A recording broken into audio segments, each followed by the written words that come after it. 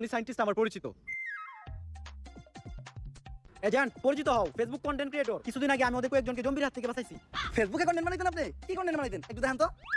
অনুপ্রেরণার আরেক নাম শর্টস অফ লেউটার ভাই। ভাইয়ের লেউটা চাটা ছাড়া আমার আর কোনো যোগ্যতা নাই। ছোট লেউটা বড় লেউটা তাতে কোনো সমস্যা নাই। যদি ভাইয়ের লেউটা চাইটা মাসে লাখ টাকা কামানো যায়, যদিও কন্টেন্টের নামে ভাই আমার লের বানায়, কিন্তু কি আর করার, বাংলাদেশের মানুষ তো এগুলাই খায়।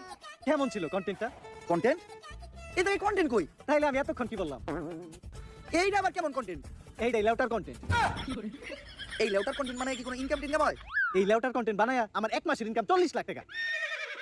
ভাই কোনো মতে কি আমার এই লেউটার কন্টেন্ট বানানো শেখানো যায় না? শোনো, তুমি যদি আমার কাছ থেকে এই লেউটার কন্টেন্ট বানানো শিখতে চাও, তাহলে প্রতিদিন তোমার আমাকে 10,000 টাকা করে পেমেন্ট করতে হবে।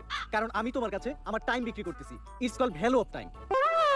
আসলে আমি একজন এজেন্ট, তো দিনের বেলা ব্যস্ত থাকি। কোনো মতে কি আমার কাছে রাইতের সময়টা বিক্রি করা যায় না? হ্যাঁ অবশ্যই, কিন্তু রাত্রের চার্জটা একটু বেশি, 30,000 টাকা। দিনের চার্জ এত কম, রাইতের চার্জ এত বেশি কে?